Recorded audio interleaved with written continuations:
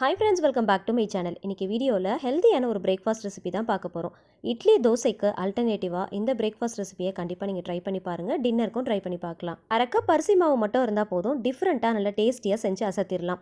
So இந்த ரெசிபியை பார்க்குறதுக்கு முன்னாடி சேனலை மறக்காமல் சப்ஸ்கிரைப் பண்ணிக்கோங்க. கூடவே இருக்கிற பெல் ஐக்கனையும் கிளிக் பண்ணிக்கோங்க. அப்போ தான் நான் இந்த மாதிரியான வீடியோஸ் போடும்போது உங்களுக்கு நோட்டிஃபிகேஷன் வரும், நீங்களும் மிஸ் பண்ணாமல் பார்க்கலாம். குக் பண்ண ஸ்டார்ட் பண்ணிடலாம். ஒரு பாத்திரத்தில் 1.5 கப் அளவுக்கு வாட்டர் ஆட் பண்ணிக்கலாம். இப்போ இது கூடவே 1/4 ஸ்பூன் அளவுக்கு மஞ்சள் தூள், 1/2 ஸ்பூன் அளவுக்கு காஷ்மீர் ரெட் சில்லி, 1/4 ஸ்பூன் அளவுக்கு உப்பு, 1 ஸ்பூன் அளவுக்கு ஆயில் சேர்த்துக்கலாம். சேர்த்துட்டு இதை நல்லா மிக்ஸ் பண்ணி விட்டுக்கலாம். நீங்கள் எந்த கப்பில் அரிசி மாவு அளக்க போகிறீங்களோ அதே கப்பில் 1.5 கப் அளவுக்கு வாட்டர் ஆட் பண்ணிக்கோங்க. இப்போ இந்த தண்ணி லைட்டாக ஹீட் ஆகிற இந்த டைமில் நம்ம அரிசி மாவை சேர்த்துக்கலாம். நான் 1 கப் அளவுக்கு அரிசி மாவு எடுத்திருக்கேன். நான் எடுத்த கப் ரொம்பவே சின்ன கப்பு தான். ஸோ 1 கப் அரிசி மாவுக்கு 1.5 கப் அளவுக்கு வாட்டர் ஆட் பண்ணியிருக்கேன். நீங்கள் எந்த கப்பில் அரிசி மாவு எடுக்கிறீங்களோ அதே கப்பில் 1.5 கப் அளவுக்கு வாட்டர் ஆட் பண்ணிக்கோங்க. வாட்டர் ரொம்ப கொதிக்கணுன்ற அவசியம் இல்லை. லைட்டாக ஹீட் ஆனதுமே நம்ம அரிசி மாவை சேர்த்து இந்த மாதிரி மிக்ஸ் பண்ண விட ஸ்டார்ட் பண்ணிடலாம். நீங்கள் சேர்க்குற அரிசி மாவு வறுத்த மாவாக இருக்கணும். சப்போஸ் வறுக்காத மாவாக இருந்துச்சுன்னா ஒரு 2 நிமிஷத்துக்கு நீங்கள் லைட்டாக வறுத்து எடுத்துக்கோங்க. நீங்கள் நல்லா இந்த மாதிரி மிக்ஸ் பண்ண இந்த மாதிரி நல்லா கெட்டியாகி நல்லா சுருண்டு வரும். இந்த பதத்துக்கு வர்ற அளவுக்கு நீங்கள் மாவு நல்லா மிக்ஸ் பண்ணி எடுத்துக்கணும். கிட்டத்தட்ட நம்ம இடியாப்ப மாவு எப்படி நம்ம கிளறி எடுப்போமோ அதே மாதிரி தான் இதுவும். இந்த நம்ம தொட்டு பார்க்குறப்போ கையில் ஒட்டாமல் உருண்டை பிடிக்க வர அளவுக்கு நல்லா சுருண்டு வர மாதிரி நல்லா மிக்ஸ் பண்ணி எடுத்துக்கோங்க. இதை நீங்கள் பண்ணுறப்போ சிம் டு மீடியம் ஃப்ளேமில் வச்சு பண்ணிக்கோங்க. இது கரெக்டான பதத்துக்கு வந்திருக்கான்னு நீங்கள் தெரிஞ்சுக்கணுன்னா கையில் லைட்டாக தண்ணியை தொட்டுட்டு இந்த மாவை எடுத்து உருண்டை பிடிச்சிங்கன்னா கையில் ஒட்டாமல் அழகாக உருண்டை பிடிக்கிறதுக்கு வரணும். அந்த அளவுக்கு வர்ற அளவுக்கு நீங்கள் மாவை கிளறி எடுத்துக்கணும். இப்போ இதை ஒரு பிளேட்டுக்கு மாற்றி லைட்டாக ஆற விட்டுறலாம். மாவு ஆறுனதுக்கப்புறமா இந்த மாதிரி நல்லா பிசைஞ்சு விட்டுக்கலாம். கை பொறுக்கிற சூடு வர அளவுக்கு ஆறுனா போதும். அந்த டைம்லேயே நீங்கள் லைட்டாக அழுத்தி பிசைஞ்சு விட்டீங்க அப்படின்னா ஈஸியாக நம்ம உருண்டை பிடிச்சிடலாம். இப்போது பிசைஞ்சதுக்கப்புறமா 1 ஸ்பூன் அளவுக்கு ஆயில் சேர்த்து மறுபடியும் நல்லா பிசறி விட்டுக்கலாம். அப்போ தான் ஒட்டாமல் உருண்டை பிடிக்க வரும். இப்போது கையில் கொஞ்சமாக ஆயில் அப்ளை பண்ணிக்கோங்க. இதை சின்ன சின்ன உருண்டைகளாக நம்ம நல்லா உருட்டி எடுத்துக்கலாம். விரிசல் இல்லாமல் சின்ன சின்ன சைஸில் உருட்டி எடுத்துக்கோங்க. நீங்கள் பெரிய சைஸில் உருட்டி எடுத்துட்டிங்க அப்படின்னா நம்ம வேக வைக்கிறப்போ சரியாக வேகாது, அந்த மசாலாவோட சேராது. அதனால் சின்ன சின்ன உருண்டைகளாக உருட்டி எடுத்துக்கலாம். எல்லாமே ஒரே ஷேப்பில் ஒரே சைஸில் வரா மாதிரி நல்லா உருட்டி எடுத்துக்கோங்க. விரிசல் இல்லாத மாதிரி உருட்டி எடுத்துக்கோங்க. ஆயில் கையில் கொஞ்சம் தேய்ச்சிட்டு உருட்டினீங்கன்னா ஈஸியாக உருட்டி எடுத்துடலாம். இப்போது எல்லா மாவுலையும் நான் உருண்டைகளாக உருட்டி எடுத்துட்டேன். இப்போ இதை பாருங்கள், கொஞ்சம் கூட விரிசல் இல்லாமல் நல்ல உருண்டை ஷேப்பில் உருட்டி எடுத்திருக்கேன். எல்லாமே ஒரே ஷேப்பில் உருட்டி எடுத்துக்கோங்க. இப்போ உருட்டின இந்த உருண்டைகளை இட்லி பிளேட்டில் வச்சு நம்ம வேக வச்சு எடுத்துக்கலாம். இப்போ இட்லி பாத்திரத்தில் கொஞ்சமாக தண்ணி சேர்த்துட்டு நான் ஸ்டீமர் பிளேட்டில் வச்சு வேக வச்சு எடுக்கிறேன். சப்போஸ் உங்ககிட்ட ஸ்டீமர் பிளேட் இல்லைனா இட்லி பிளேட்டில் கூட நீங்கள் வச்சு வேக வச்சு எடுத்துக்கலாம். இந்த மாதிரி ஒரு துணி போட்டுட்டு அந்த துணி மேலே இந்த உருண்டைகளை சேர்த்து நீங்கள் வேக வச்சு எடுத்துக்கோங்க. இந்த துணியை ஈரப்படுத்தாமல் அப்படியே காஞ்ச துணியில் நீங்கள் சேர்த்து வேக வச்சு எடுத்துக்கோங்க. நீங்கள் ஈர துணியில் வச்சிங்க அப்படின்னா அது ஒட்டிரும், எடுக்க வராது.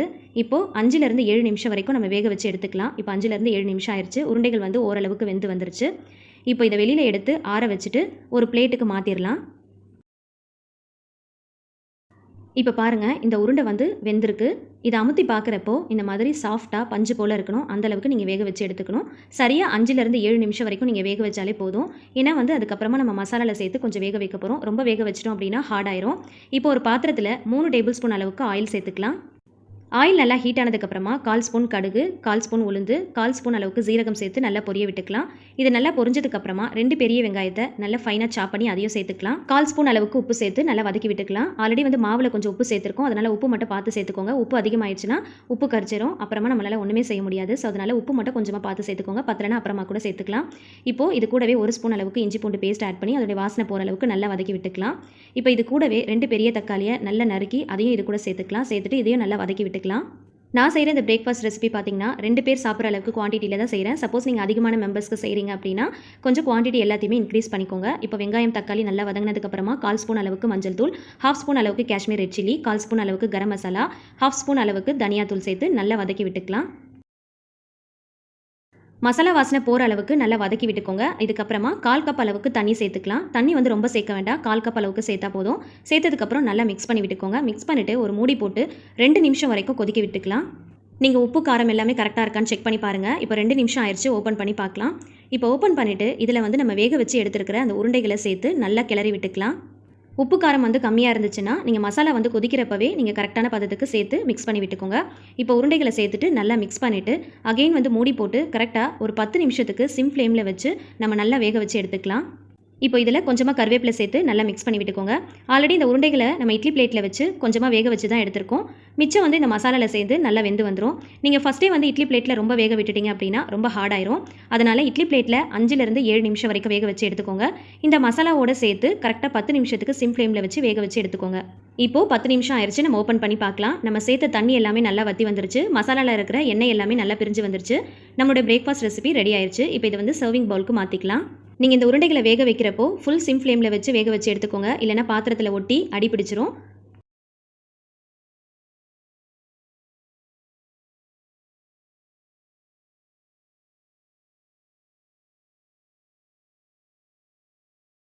அவ்வளோதாங்க, நம்மளுடைய பிரேக்ஃபாஸ்ட் ரெசிபி ரொம்பவே சூப்பராக ரெடி ஆயிருச்சு. 1/2 கப் அரிசி மாவு இருந்தாலே போதும். 2 பேர் சாப்பிட்ற அளவுக்கு ரொம்பவே தாராளமாக ரொம்ப ஈஸியாக டிஃப்ரெண்ட்டான டேஸ்ட்டில் ஹெல்த்தியான முறையில் பிரேக்ஃபாஸ்ட் நம்ம ரெடி பண்ணிடலாம்.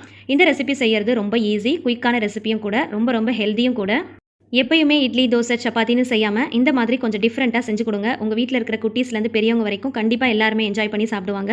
இந்த ரெசிபியோட வீடியோ உங்களுக்கு பிடிச்சிருந்துச்சுன்னா மறக்காமல் லைக் கொடுங்க. ஃப்ரெண்ட்ஸ் அண்ட் ஃபேமிலிஸ் கூட ஷேர் பண்ணிக்கோங்க. ட்ரை பண்ணி பார்த்துட்டு டேஸ்ட் எப்படி இருந்துச்சுன்னு மறக்காமல் கமெண்ட்டில் என்கிட்ட ஷேர் பண்ணிக்கோங்க. ஆல்ரெடி நிறைய ரெசிபி போஸ்ட் பண்ணியிருக்கேன். டைம் கிடைக்கும் போது செக் பண்ணி பாருங்கள். இந்த மாதிரி இன்னும் டிஃப்ரெண்ட்டான டேஸ்டியான ரெசிபிஸ் தெரிஞ்சுக்க என்னோட சேனலை மறக்காமல் சப்ஸ்கிரைப் பண்ணிட்டு தொடர்ந்து சப்போர்ட் பண்ணுங்கள். Thank you so much. கீப் வாட்சிங்.